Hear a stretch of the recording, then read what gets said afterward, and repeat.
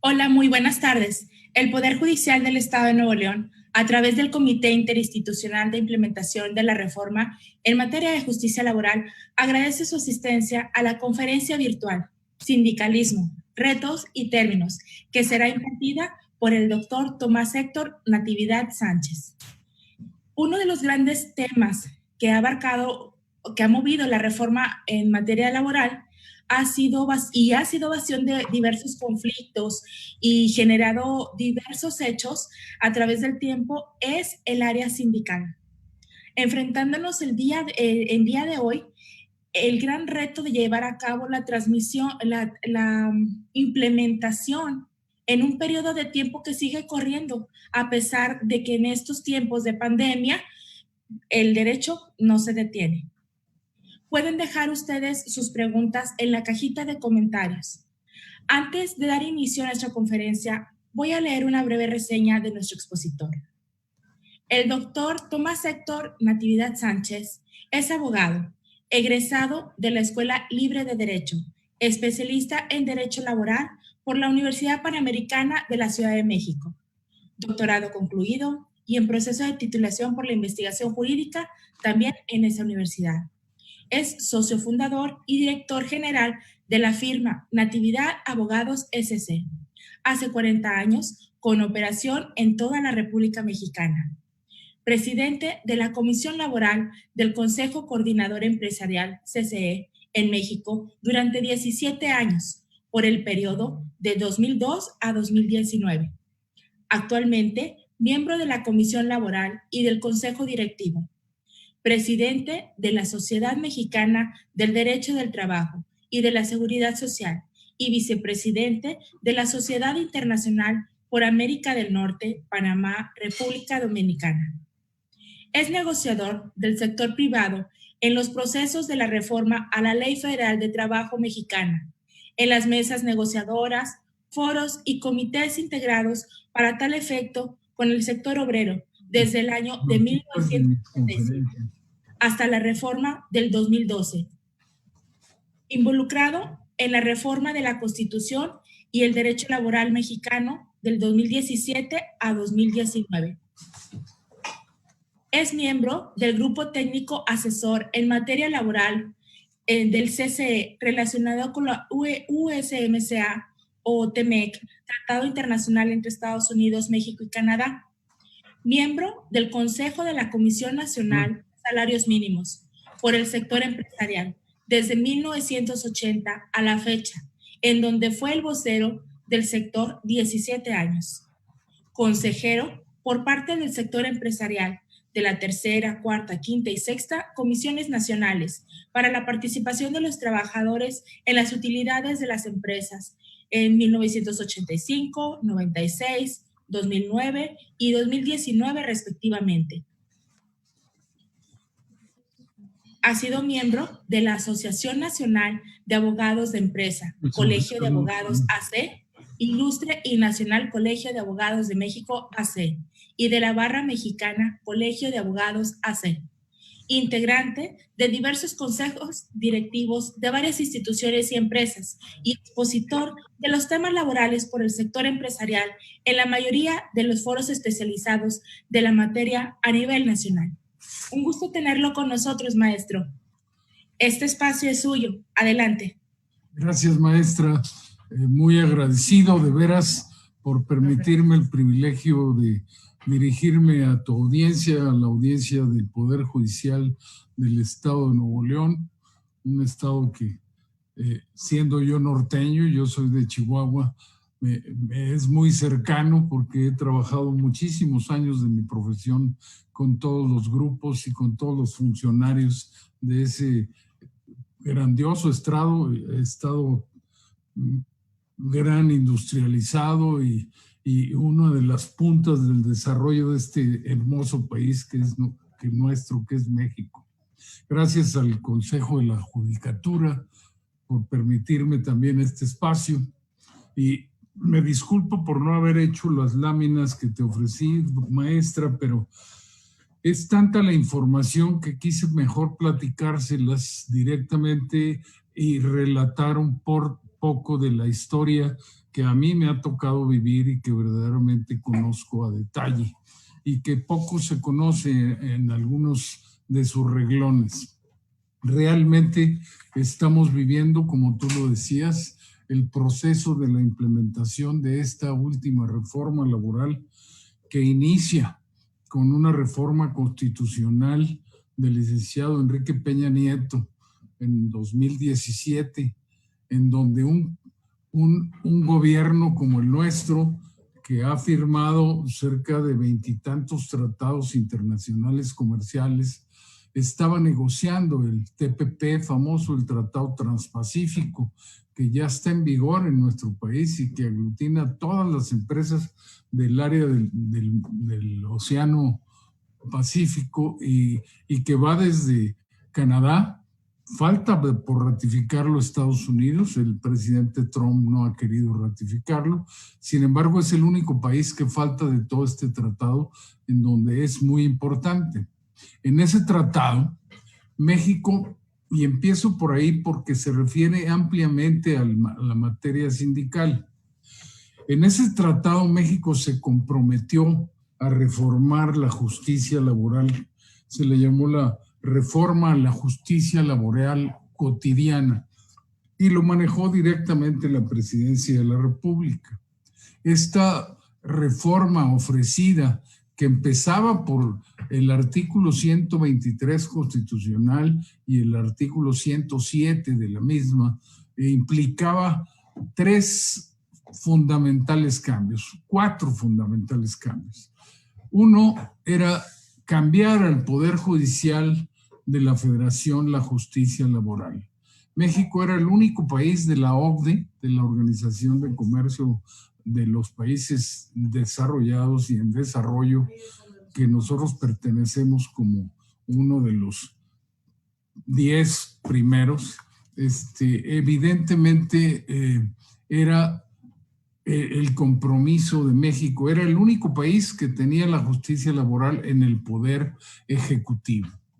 Y esto obedece a elementos históricos relacionados íntimamente con el sindicalismo, a los que me voy a referir, si no en detalle, porque no me gustaría aburrirles, les mandaré el material, maestra Marcela, y obviamente fundarán toda esta historia en la que se entrelaza esta última reforma, porque sin duda el derecho de la sindicación, que es uno de los principales derechos colectivos regulados por nuestra Constitución, ahora tiene esos cambios que el presidente Peña Nieto comprometió y que el presidente López Obrador ha instrumentado y llevado a cabo e ido mucho más allá de la misma reforma constitucional de febrero 24 del 2017. Estos cambios implicaban, como comenté hace un minuto, el cambio de los tribunales laborales al Poder Judicial y dejar de intervenir como Poder Ejecutivo en toda la justicia laboral. El segundo cambio importantísimo, porque toca las entrañas del sistema sindical que vivió el país desde 1929, en que se federaliza la justicia laboral, y la primera ley del trabajo de 1931, del famoso proyecto Portes-Gil, el presidente que continuó al presidente Calles en la historia de la reglamentación laboral. Calles fue un presidente que se involucró mucho con el sector obrero y que se comprometió con el sector obrero a formar estas grandes instituciones que se crearon desde esas fechas, inspiradas muchas de ellas en el marxismo, en la Internacional Socialista, y con ideólogos de gran peso socialista y marxista, como fue Lombardo Toledano, como fue el pintor David Alfaro Siqueiros, que estuvieron involucrados en toda la ideología que motivó los cambios en ese tiempo. Entonces, me regreso y voy entrelazando la historia con lo que pasó desde el inicio de esto, que como tú lo dices, es todo la implementación de la nueva reforma laboral que involucra uno de los principales temas al sindicalismo.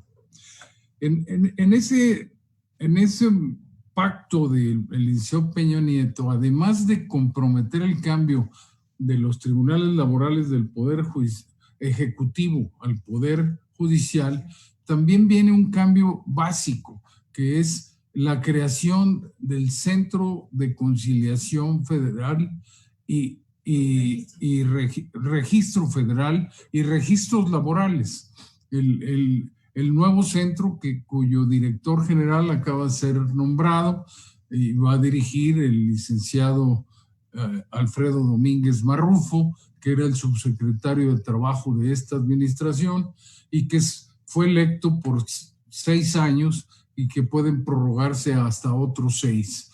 Evidentemente, este instituto cambia todas las reglas de juego del sindicalismo en el país. Este gran cambio a través de este instituto, en donde va a tener una gran operación en el centro de la República, porque va a registrar todos los sindicatos del país, federales, estatales, municipales, regionales, y va a ser el único responsable de la estabilidad de los registros sindicales en el país y del cumplimiento, obviamente, de la tercera parte de esta reforma, que son la democracia sindical y el voto personal libre y secreto de los trabajadores, que también se comprometió en la reforma constitucional de Peña Nieto. Esta última parte, que es la democracia sindical y el compromiso de integrarlo a este instituto, cambia todas las reglas del sindicalismo en el país. Un sindicalismo que se fue armando paulatinamente en el siglo XIX.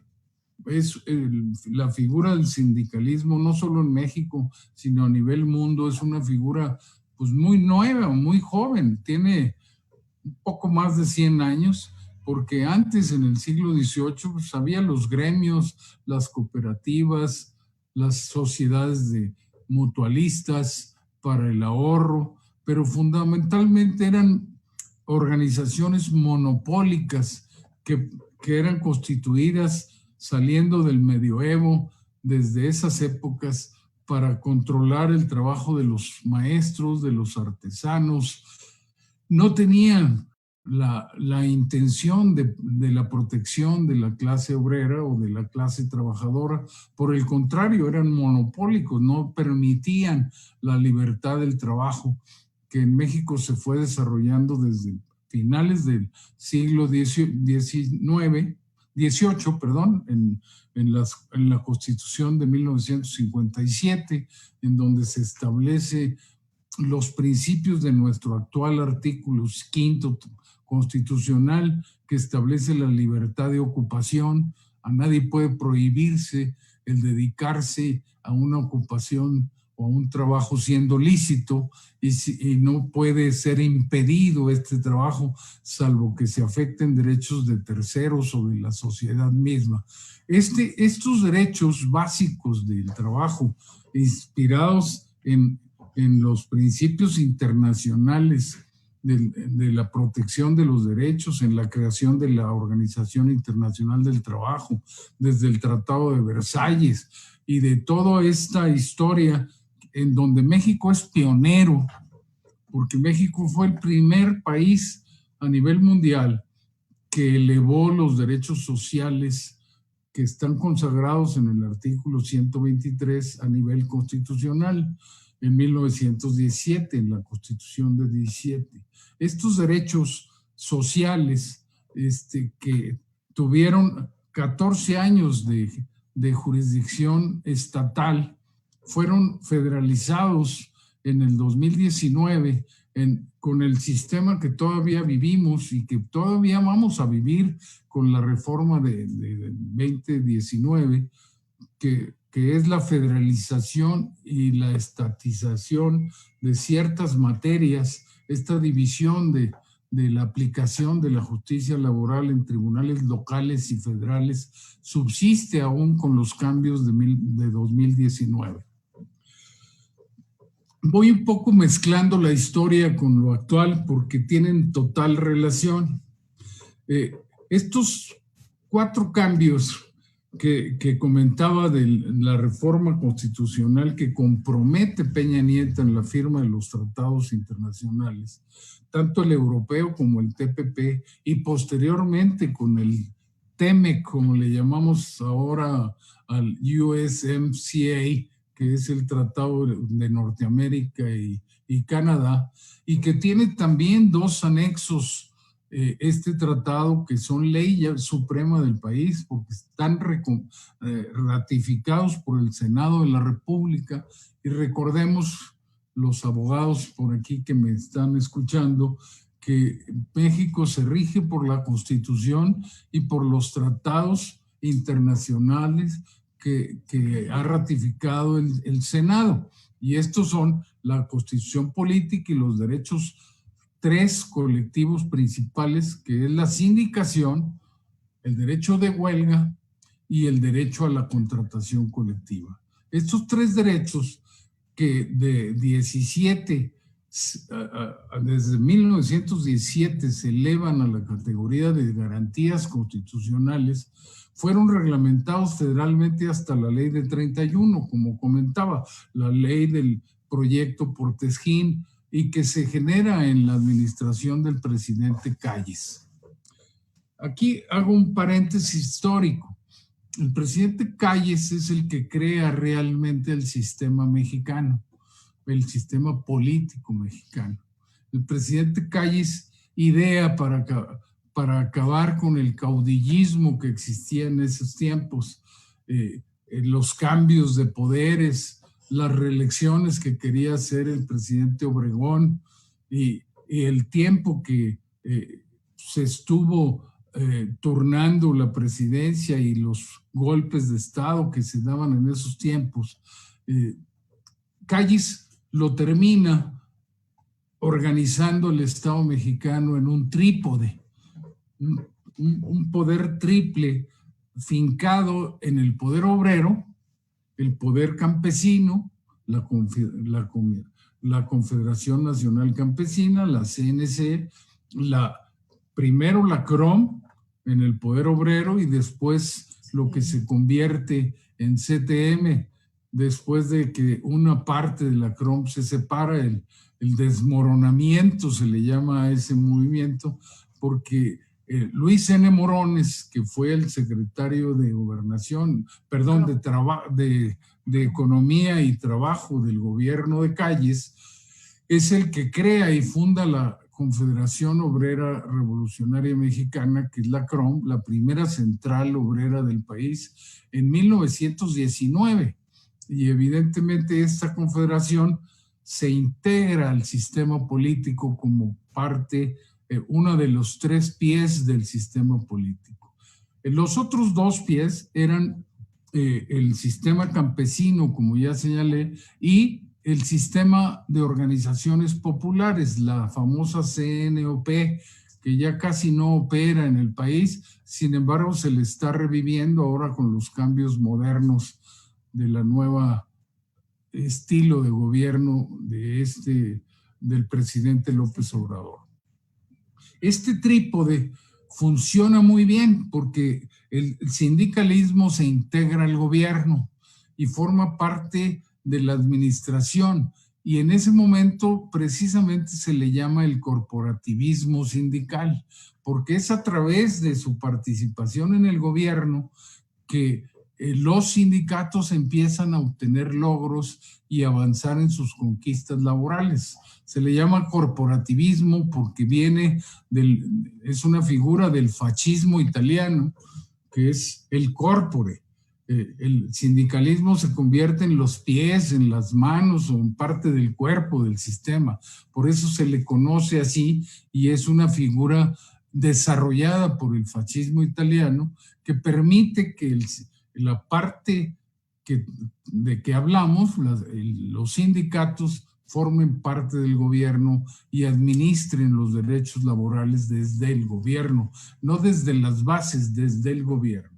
Y se crea en ese momento un gran sistema. Yo no sé realmente quién fue el autor de estas genialidades que se dieron en ese tiempo, pero en ese proyecto Portes Gil, que nace desde el presidente Calles, al mismo tiempo que nacen las reglas del sistema, establece las bases de convivencia de los tres sectores y de dos más que permanecían fuera del sistema, pero con los que había perfecta concordancia o comunicación, fuera del sistema, pero en comunicación permanente, que era uno de ellos, era el sector eclesiástico, la iglesia, los curas, y por otro lado era el sector empresarial, que no se le permitía pertenecer al gobierno, pero se dialogaba con él, y por ello se crean las leyes de cámaras, la obligatoriedad de las cámaras de pertenecer a las cámaras de comercio, de industria, y a través de esas organizaciones el Estado dialogaba con el sector privado y negociaba los posibles cambios, como pasó en la primera Ley Federal del Trabajo, en el proyecto Portes Gil que he comentado. Entonces, estas reglas de control que se establecen en la Ley de 31, que como les comentaba, son verdaderamente geniales, reglamentan los tres derechos colectivos básicos del derecho laboral: la sindicalización o el derecho a sindicarse, la huelga y el contrato colectivo. Las reglas son muy sencillas y se entienden fácilmente si uno las analiza. Todos tenemos en el país, por ser mexicanos y por ser ciudadanos o vivir legalmente en el país, derechos laborales. Y dentro de ellos tenemos derecho a ser sindicalizados y a tener derecho de huelga y, ¿por qué no?, a tener una contratación colectiva que lleve el equilibrio a las fuentes de trabajo. Pero las reglas que funcionaron 87 años y nos dieron paz laboral, al régimen actual no le gusta mucho que yo mencione que es paz laboral, pero es una realidad. Vivimos paz laboral que nos dio pues, el desarrollo industrial que tiene el país, el que nos tiene en el 12º o 13º o 15º lugar de la economía mundial. La planta industrial que México tiene no la tiene casi, pues solamente 14 o 15 países antes de nosotros. Deberíamos de ser, hay economistas que estudian la economía de nuestro país y el tamaño y la gran fuerza del poder productivo del país, que dicen que deberíamos estar en el 8º o 6º lugar de las economías mundiales. Sin embargo, estamos en una extraordinaria posición y una posición industrializada que a lo mejor ha cometido errores o abandonos de las bases. Yo creo que hubo una relajación cuando estas reglas, a las que todavía no termino de explicar, funcionaron, pues vino una paz laboral negociada de los sectores que permitía el no haber huelgas, el impedir las rebeliones laborales, el impedir que se afectara la industria. ¿Por qué? Porque las reglas eran tan sencillas como esto. Todos tenemos derecho de huelga en el país y todos tenemos derecho a ser sindicalizados o dejar de serlo o permanecer libres, que son las tres vertientes de los derechos de la sindicalización. Pero si yo tengo derecho a ser sindicalizado y para eso tengo derecho de ser huelga, para tener derecho de huelga necesito ser sindicato. Y para ser sindicato necesitaba hasta las reglas, hasta antes del 2019 o del 17 de la reforma constitucional, ser sindicato. Y para ser sindicato, el Poder Ejecutivo me debería de otorgar la toma de nota o la estafeta para ejercer ese derecho. No podía ejercerse el derecho de huelga o la contratación colectiva por una coalición, porque la coalición, la misma ley y las mismas reglas le dan solo carácter temporal, y el establecer un equilibrio en una empresa, en una fuente de trabajo, es permanente. Luego entonces necesito ser sindicato para poder tener derecho de huelga y derecho a la contratación colectiva.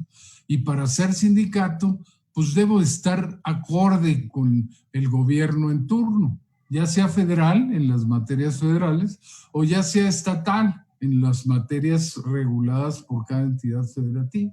Entonces dependían de los gobernadores de los estados y dependían de la federación todos estos movimientos o agrupaciones sindicales llamadas corporativas. En Monterrey, por ejemplo, ustedes tienen una figura desarrollada por los grandes industriales de esa increíble zona que realmente funcionaron y fueron extraordinarias. La Federación de Sindicatos Independientes, la Federación de Sindicatos Autónomos y otras organizaciones sindicales que los grandes grupos industriales desarrollaron y que ensayaron los primeros derechos de vivienda, de despensas, de clubs, de atención a la clase trabajadora, un sindicalismo responsable como el que maneja la CTM, por ejemplo, en Saltillo, de mi querido amigo Tereso Medina, que es ahora uno de los directivos de la CTM Nacional, que dirige mi amigo don Carlos Aceves del Olmo, a quien aprecio muchísimo, porque durante toda nuestra profesión hemos mantenido una relación ética, sana, con todos los grupos sindicales del país, del color y tamaño y estructura que sean. Esta definición de las reglas funcionó, como les digo, funcionó 87 años de 1931 a 2017. Desde luego empezó a haber cambios en el sistema político desde 1931, en que se establece el sistema, hasta el año 2000, en que gana el presidente Fox, y con el presidente Fox intentamos un cambio laboral. Sin embargo, estas reglas que operaban y funcionaron y siguen todavía funcionando, no fueron tocadas por todos los regímenes del Partido Acción Nacional, ni por el presidente Fox, ni por el presidente Calderón. ¿Por qué? Pues porque funcionaban los organismos tripartitos, como eran las juntas de conciliación y arbitraje, que están ahorita en camino de desaparecer para integrarse al Poder Judicial, la justicia laboral.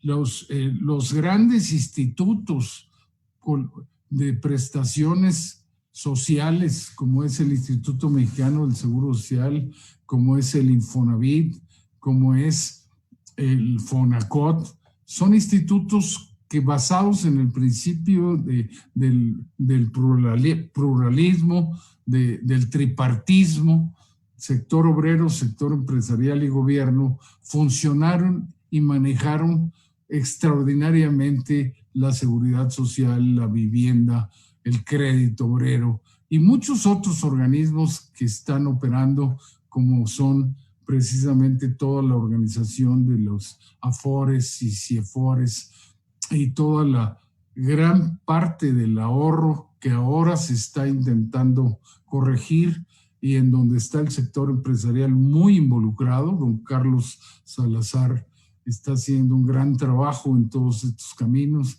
para que funcione lo que debe funcionar, como son las pensiones, porque evidentemente debemos de corregirlas, porque la mayoría de los trabajadores de México están en la economía informal.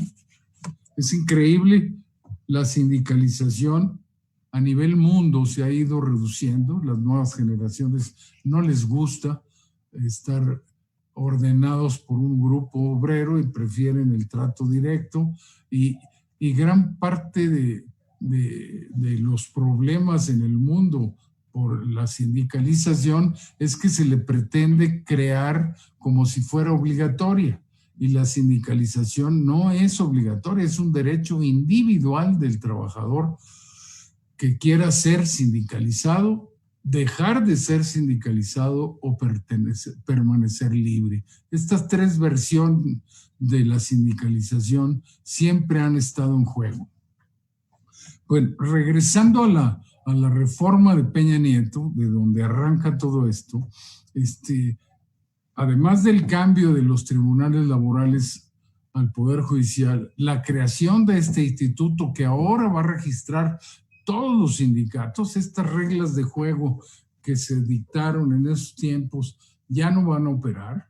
Los sindicatos ahora tienen la capacidad de dedicarse a cuantas materias quieran hacerlo, porque toda esta gama de tipos de sindicato que le dio también mucha seguridad jurídica al país y a la industria en el país y a los servicios en el país, de sindicatos de gremio como pilotos, sobrecargos, músicos, artistas, sindicatos de industria en cada zona o cada estado de la República, nacionales de industria en una determinada industria a nivel nacional, de oficios varios que deberían de existir históricamente solo en los municipios de menos de 20 trabajadores de alguna especialidad u oficio, y sindicatos de empresa en donde solo los trabajadores de una organización empresarial lo constituyen.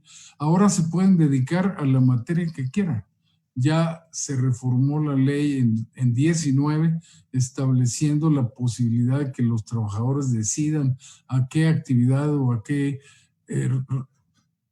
ramo de acción se van a dedicar. Esto obviamente es uno de los grandes retos del cambio de la sindicalización actual, porque va a generar una intranquilidad laboral en el país que ojalá a través del diálogo social, que es lo que debe imperar en todas las empresas a partir de ya, solo lo va a evitar. No hay forma de conciliar posiciones encontradas. Regreso a las reglas. Entonces, estos tres cambios, Poder Judicial, Instituto de Registro, Conciliación y Registro Laboral, y la libertad sindical y el voto personal libre y secreto de los trabajadores que integra la reforma constitucional, se concretaron en la reforma del 17, en el artículo 107 y 123. De ahí vino el cambio del poder federal y la cuarta transformación. El presidente López Obrador decidió que deberíamos de intervenir ya más en materia de la modificación del mundo laboral a través también de los tratados comerciales.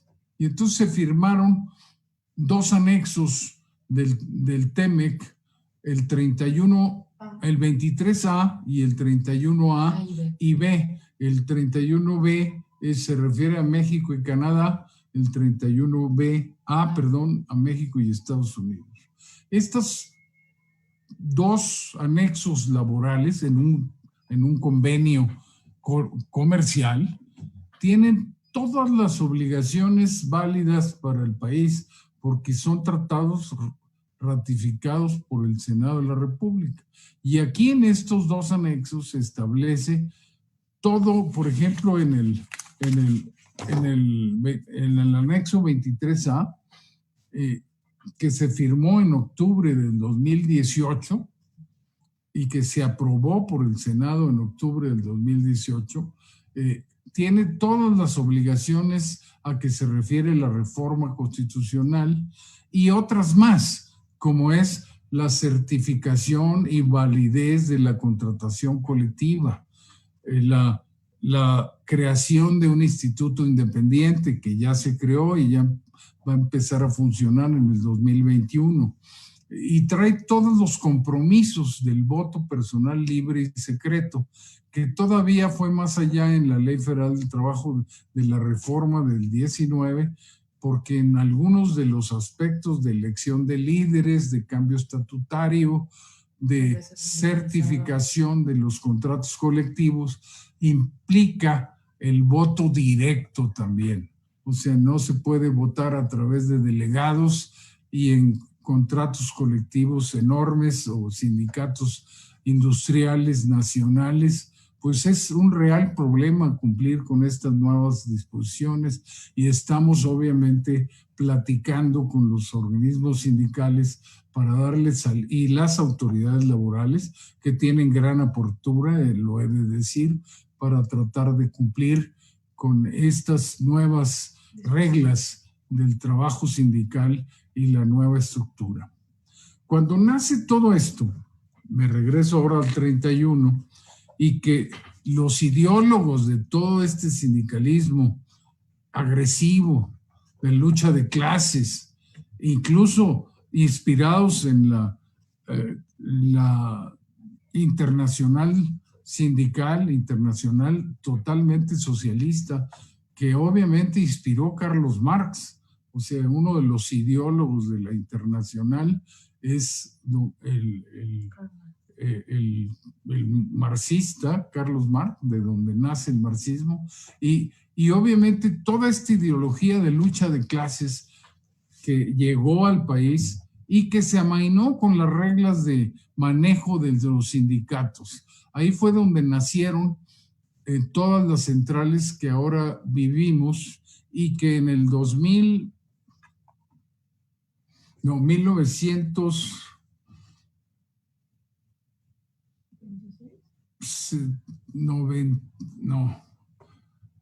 cuando nace el Congreso del Trabajo, a ver, apóyenme ahí, 1976 creo, se crea el Congreso del Trabajo y se aglutinan en el Congreso del Trabajo. 1976, Círculo de Obreros y Congreso Obrero.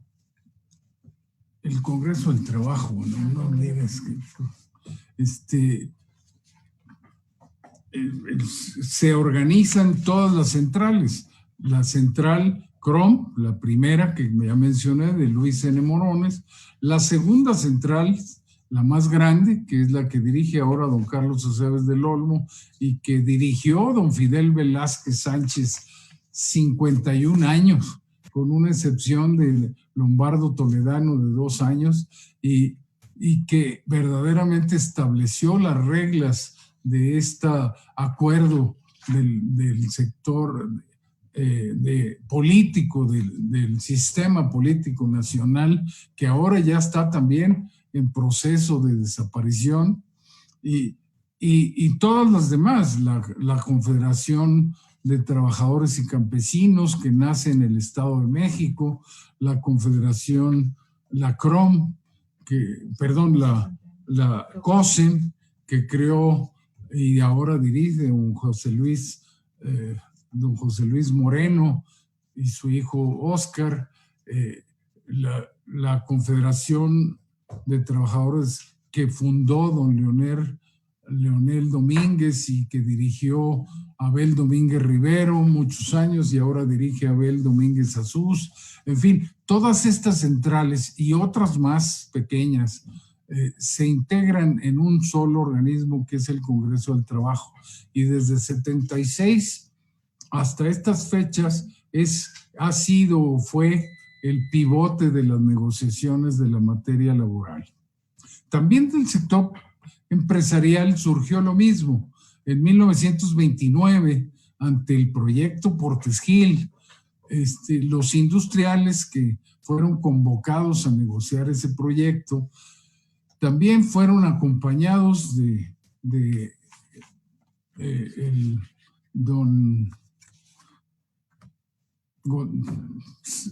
me fue el nombre del fundador de Coparmex, que es paisano de todos ustedes allá en Monterrey, del señor Sada. Ahí está en la última hoja. Fundan la Coparmex en 1929, en el momento en que se negocia el proyecto Portes Gil, no en contra de la ley del trabajo federal, sino del don Luis Garzazada. Fundan la Confederación Patronal de la República, que es el sindicato empresarial más grande del país y que desde su nacimiento es un poquito la conciencia ideológica del sector privado y que está integrado en el Consejo Coordinador Empresarial y que verdaderamente ha funcionado pues como punta de lanza en muchos de los temas en donde el sector empresarial ha intervenido. Y sobre todo en estas fechas, en donde obviamente hemos desde hace algunos años llegado a acuerdos en los pactos nacionales que se hicieron con el presidente Salinas de Gortari, con el presidente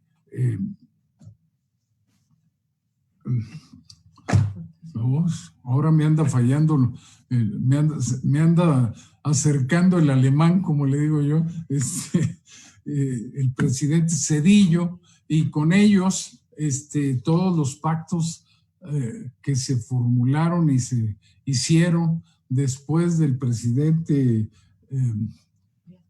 López Portillo, que estatiza la banca, y de la Madrid, que vive el país inflaciones terribles, y obviamente en los acuerdos nacionales que vive el país, en donde la Confederación Patronal, la CONCAMIN, la CONCANACO se suman a las negociaciones y ponen paz y detienen la inflación galopante que vivíamos y establecen reglas de negociación claras que todavía están vigentes y han seguido operando hasta estas fechas.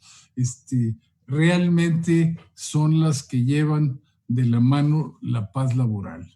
Esta paz que desde la época de Carlos Abascal en Coparmex, en donde se firma la nueva cultura laboral para demostrarle a todos los organismos sindicales y a los sectores empresariales que ya se acabó esa pretendida lucha de clases, que ahora vamos juntos, que no hay empresarios sin trabajadores y no hay sindicatos sin empresarios.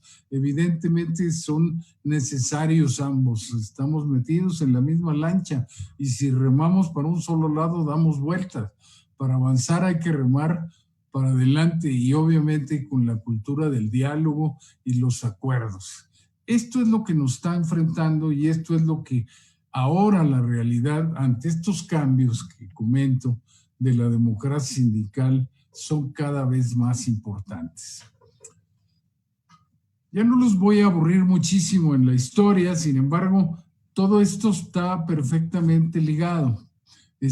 Los nuevos pactos del convenio 87 y el convenio 98 de la OIT, que están ratificados por México, el 87 desde hace muchísimos años y el 98 desde del 2018, permiten la pluralidad sindical y la democracia sindical. Y obviamente fueron la base de los acuerdos de los anexos 23A y 31A del Tratado de Libre Comercio, del TEMEC. Y obviamente esto está generando grandes proyecciones de posibles conflictos que vamos a vivir en el futuro cercano en materia sindical. ¿Por qué? Porque el anexo 31A establece el mecanismo laboral de resolución rápida de conflictos laborales. Este mecanismo puede integrar paneles de estudio de posibles violaciones a los derechos de los trabajadores en 80 días de investigación que resolverán en 60 días de proceso a través de tres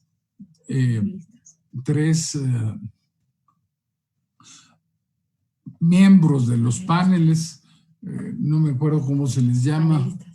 Panelistas. Panelistas. No. Aquí tengo una asesora que me da puras cosas que me distraen.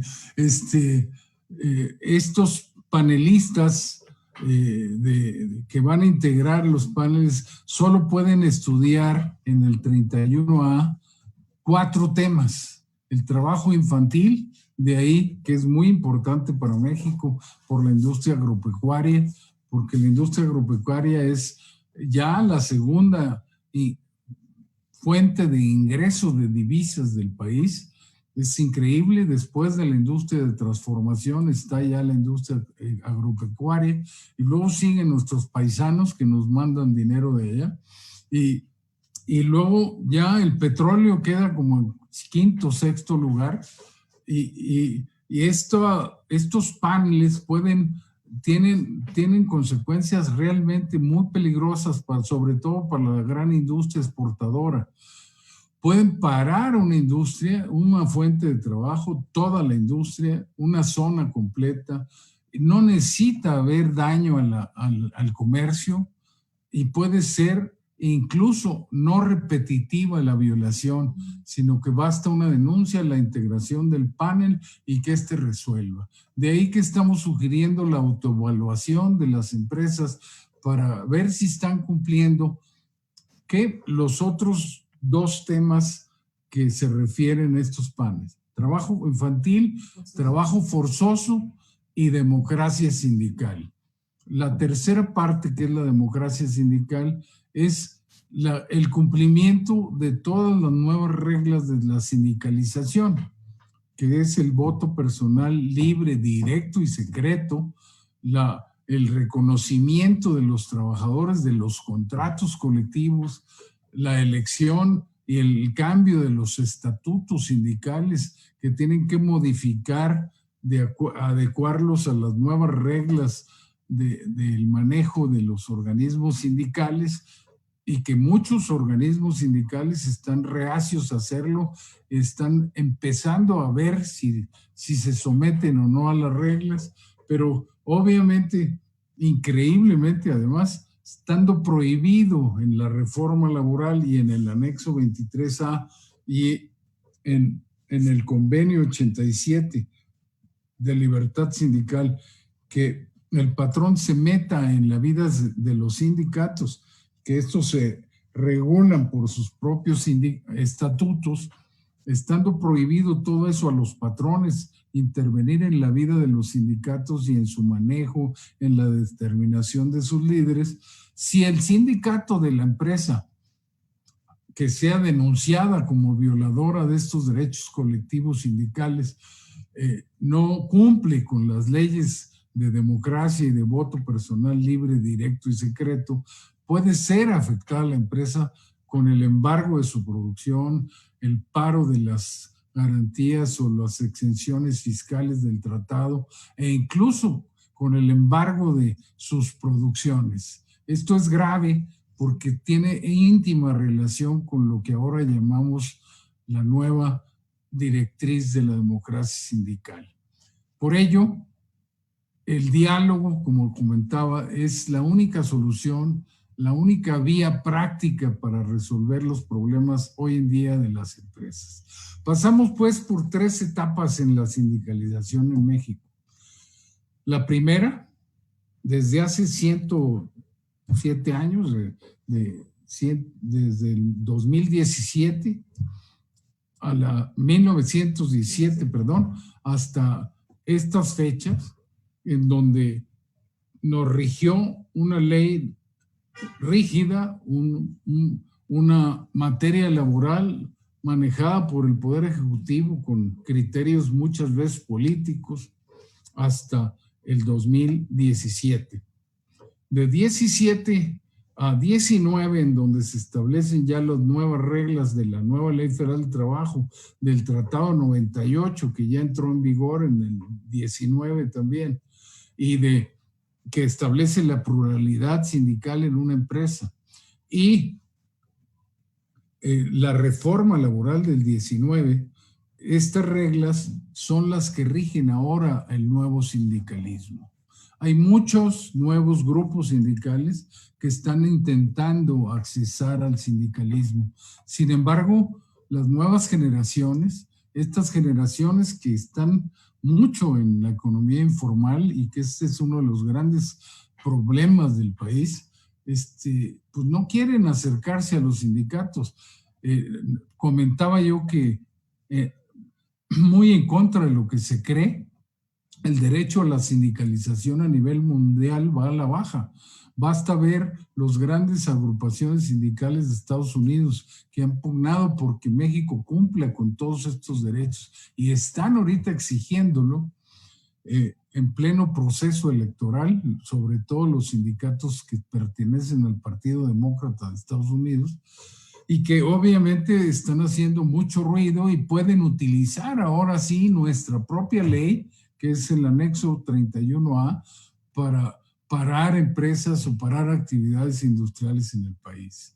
Es muy delicado, pues, que no se entienda que ya ese sindicalismo de enfrentamiento, de confrontación, de lucha de clases, ya terminó. Ese sindicalismo es parte de la historia mundial y nacional. Ahora, sindicatos y empresarios tienen que cambiar las reglas. El diálogo social, el diálogo constructivo que permita a los trabajadores tener un salario más relacionado a su productividad y a la protección de la fuente de trabajo. Es el que rige y es el que norma las relaciones laborales colectivas en este país. Creo que esto, Marcela, es pues el análisis de qué está pasando, qué pasó, cómo llegamos a esto. Y obviamente hay muchos temas adicionales que podía seguirme alargando, pero ya estoy a 10 minutos del tiempo que me habías dado. Si quieres, yo continúo, o bien algunas de las preguntas que ya debe haber, podíamos resolverlas. Me han preguntado mucho y yo te pregunto, si esto iba a estar grabado en alguna parte y podían verlo después. No sé, no supe contestar, pero pues ahí nos dirás tú ahorita. Si quieres que siga yo profundizando temas actuales del tratado y de la reforma laboral, lo sigo haciendo con gusto. Finalmente quisiera referirme a la certificación o validación de la contratación colectiva. Recordemos que durante mucho tiempo se llamó violación de derechos sindicales a los famosos llamados contratos de protección, que los trabajadores aparentemente no conocían. Realmente el sindicalismo de protección en la mayoría de la pequeña, mediana y gran industria sobre todo, no existen para violar derechos de trabajadores ni para afectar el sindicalismo. Existían porque dentro de esas reglas duras de la huelga, del emplazamiento a huelga, que es uno de los derechos más radicales que hay en toda Latinoamérica y el mundo, nuestro derecho de huelga, un derecho en donde primero se estalla y primero se suspenden las operaciones de una empresa y luego se averigua si hay objeto legal, si hay mayoría o si cumplieron las formalidades del procedimiento, pero primero te cierran y luego se averigua. Obviamente nacieron y proliferaron una cantidad de grupos sindicales que vivían de la extorsión, emplazaban a huelga a las empresas sin sindicato, sin tener la representación de los trabajadores y cerraban las operaciones de las empresas. Para no tener este riesgo, las empresas, usando la propia legislación, firmaban un contrato que a veces daban a conocer a los trabajadores, a veces no. Pero ahora la mayoría de los grupos industriales, la mayoría de muchísimas ramas industriales del país, no voy a mencionarlas, pero todos los que estén escuchando esto se van a dar cuenta, tienen este tipo de contratos, insisto, no para violar derechos, yo lo he discutido en foros abiertos con los actuales dirigentes de la materia laboral, sino para estar protegidos de las extorsiones que la industria vivía. Esos contratos, si no son ratificados o certificados, legitimados le llaman, dentro de los primeros 4 años de vigencia de la ley, van a terminar jurídicamente. O sea, se estableció en el anexo 23A y en la reforma de la Ley del Trabajo del 19 una nueva causa de terminación de los contratos colectivos, que no es haberse legitimado. ¿En qué consiste la legitimación? Es bien sencilla, debe de darse de alta el proceso, es una solicitud de información a los trabajadores, deben de votar más de la tercera parte de los trabajadores sindicalizados o sindicalizables y deben de declarar sobre si conocen a su sindicato, si tienen el contrato colectivo, si saben de su existencia y si lo ratifican como válido. Y proceso sencillo que puede hacerse ante un fedatario público o ante las autoridades laborales que apoyen, ya sean locales o federales, certifican o legitiman un contrato. Hay la opinión de muchos expertos en esto, sobre todo el sindicalismo, que dicen, ¿yo por qué me voy a certificar? Tengo 40 años operando esto y obviamente mi contrato era válido. Pues sí, pero la ley ya se reformó y se estableció una nueva causal de terminación de los contratos colectivos. Entonces, todos estos conflictos los va a vivir el nuevo Poder Judicial y la nueva reforma, en eso que estás tú manejando en el Comité para los Cambios, van a tener que enfrentarse a esto, porque va a haber muchísimas empresas cuyos contratos no sean legitimados que van a terminar.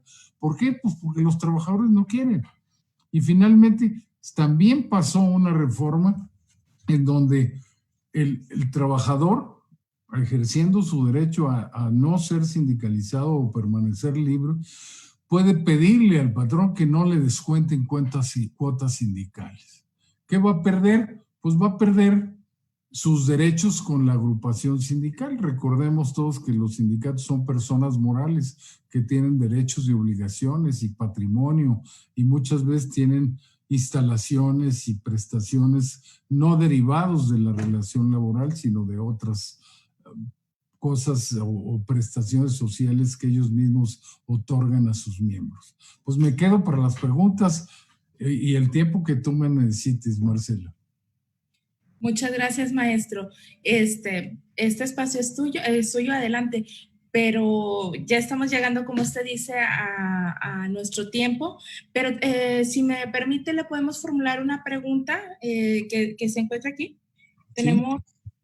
Tenemos dos. Si gusta, le damos oportunidad y nos lo permite estas dos. La ¿Sí? primera es de José Jorge Cabral Smith, que pregunta acerca de el Centro de Conciliación es autónomo cuando su titular es propuesto por el Ejecutivo y validado por el Congreso. ¿Es esto cierto? Pues se supone que es un organismo autónomo, todavía no entra en funciones, está recién aprobada la persona que va a dirigir este centro, su constitutiva desde los preceptos constitucionales reformados en el 107 de la reforma de Peña Nieto, del 24 de febrero del 2017, establece que será un organismo autónomo e independiente con capital y patrimonio propio. Está sectorizado, que eso lo sé y no debería de serlo, pero así está, a la Secretaría del Trabajo actual. Entonces, ahí, pues, José, pues yo pienso que no es tan autónomo como parece, pero pues todo dependerá de don Alfredo Domínguez Marrufo, que es un gran profesional y que en el tiempo que duró en la Subsecretaría de Trabajo ha hecho su mejor esfuerzo. Y yo creo que Luisa María Alcalde también respeta mucho estos términos de la reforma y será vigilante de que así sea, pero lo vamos a ver operar. Apenas, y tú dime, Marcela, en Nuevo León todavía no hay un centro local, ni hay ni se han constituido los tribunales laborales, están en ese proceso. O sea, todo esto es nuevo, lo vamos a vivir juntos y a lo mejor avanzando un poquito podemos echarnos otra plática de estas, ya que pues yo sigo muy involucrado en todo esto y con gusto lo comparto con quien lo quiere apreciar y más con ustedes, que es como mi segunda patria chica. Muchísimas gracias por su respuesta, maestro. Excelente, pues un placer siempre recibirlo con nosotros y con esos conocimientos, pues más. Una pregunta más y si gusta, ya damos por concluida, lamentablemente, esta charla. Desde Juan Carlos Flores, que comenta, le envía un saludo y pregunta, ¿cómo está afectando los avances de los cambios en libertad de asociación sindical por el confinamiento ocasionado por la pandemia? Pues realmente desde que empezó el régimen en el 2018, a todos nos consta porque lo vivimos, el presidente López Obrador y su equipo de trabajo en la transición empezó a ejercer el poder. O sea, la misma negociación del TEMEC que fue firmada por México en el 2018 y aprobada en el Senado desde el 2018, también aprobó el convenio 98 en el 18. Obviamente empezó a funcionar antes del cambio de poderes del 1 de diciembre del 19, no, del 18, perdón, sino empezaron a funcionar desde, pues, pasada la elección de julio. Desde ahí empezaron los proyectos laborales del nuevo régimen. Entonces, ellos se involucraron en la negociación del Tratado de Libre Comercio muchísimo. Ellos fueron los que terminaron negociando este anexo 23A y obviamente cuando empezamos el régimen el 1 de diciembre del 2018, pues ya estaba avanzado todos estos compromisos y empezó a funcionar pues el nacimiento de nuevos sindicatos, la modificación de competencias de varios sindicatos. No quisiera dar nombres porque son a veces se enojan mucho, pero sindicatos de una sola materia ya se dedican a una cantidad enorme de cosas y pues obviamente ofrecen la apertura y el cambio, y esto empezó a funcionar así desde que del 1 de diciembre del 2018, con reglas ya negociadas por el nuevo régimen, y que vino la pandemia desde febrero de este año y paró gran parte de todo esto, porque recuerden ustedes que el salario mínimo, que es otro de los temas en donde el régimen actual le ha metido mucho interés para tratar de subir el piso salarial que establecía el salario mínimo, pues fue moderado a través de 4 reformas importantísimas en el régimen anterior con Peña Nieto, y desde Felipe Calderón, 4 reformas en donde creamos el MIR, el monto independiente del salario de recuperación, que es un dinero que se le da al salario mínimo para que crezca más y el piso suba. De ahí nació el salario de la frontera, que se duplicó el mínimo general, y ahora el piso es superior y ya es muy cercano al salario de subsistencia que establecen las reglas que quieren aplicar. Y así el resto del país hemos aplicado 5 pesos, 9 pesos al salario mínimo general, y eso ha dado mayor crecimiento de los salarios del país, que lo han recuperado un poco de tanta pérdida que durante tantos años acumuló.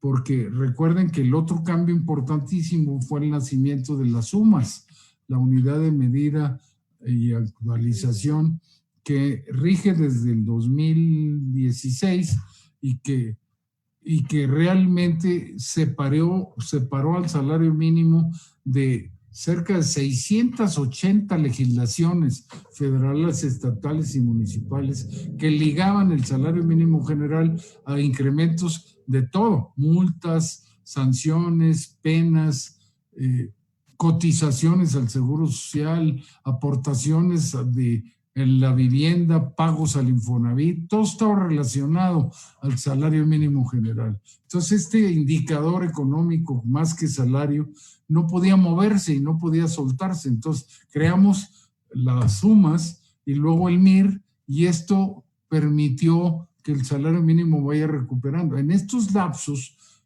empezaron ya las nuevas reglas con los nuevos esquemas salariales, y pues nació el movimiento ese de Matamoros, el 2032, de mi paisana, la licenciada Prieto Terrazas, que realmente desestabilizó la zona. Sin embargo, ha ido tomando su nivel. ¿Cómo van estos movimientos y los derechos sindicalizados? Pues muy lentos. Por la pandemia se supone que debemos estar guardados, y mira aquí todos trabajando. Realmente deberemos de estar pendientes de qué sigue, porque lo que sigue, pues, la pandemia no va a ser eterna, tenemos que superarla. México es mucho más grande que los problemas que estamos viviendo, y vamos a tener un problema no menor, 3 veces superior, digo yo, a la pandemia sanitaria. El problema económico, el de crecer ya oficialmente más de 10 puntos la economía, y hasta 16, 19 en estos lapsos, como está anunciado, vamos a decrecer, va a ser un gran problema de empleo, de seguridad industrial, de agresión de grupos y de oportunismos, ¿por qué no decirlo? Y de conflictos laborales a veces no reales, sino inventados por gente que vivió mucho de estas materias y que van a volver a aparecer. Yo creo que hoy más que nunca hay que estar informados, Marcela, y este tipo no porque sea yo el que haya expuesto, pero este tipo de eventos son básicos para que el empresariado, los mismos abogados se actualicen y estén al día en todos estos cambios que van a ser realmente importantes. No había habido un cambio más drástico desde el 1917 de la Constitución Política que establece los derechos laborales hasta ahora. Es realmente el cambio más profundo de la legislación y sobre todo de los derechos colectivos, como es la sindicación. Muchas gracias, maestro. Se queda una preguntita en el tintero. Se la... Adelante. Si gusta. Adelante. Está cortita. Nos comenta Jiménez Linares que los convenios celebrados en el nuevo centro de conciliación, ¿quién los va a ejecutar? La estructura de la reforma laboral es que los ejecuten los tribunales laborales. Sin embargo, todavía no hay tribunales laborales, van a seguir siendo las juntas de conciliación y arbitraje mientras subsistan hasta el 2023. Realmente lo importante de estos centros de conciliación es que, recordemos, la reforma establece que es una instancia obligatoria.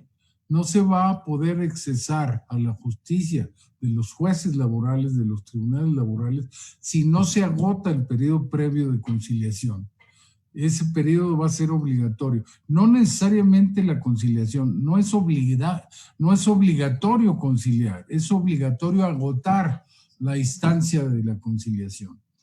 Agotada la misma, que se está pretendiendo darle salida electrónicamente, incluso en estos tiempos, para poder empezar con los centros de conciliación a nivel nacional, pero yo siento que todavía estamos muy lejos de que veamos eso en la práctica.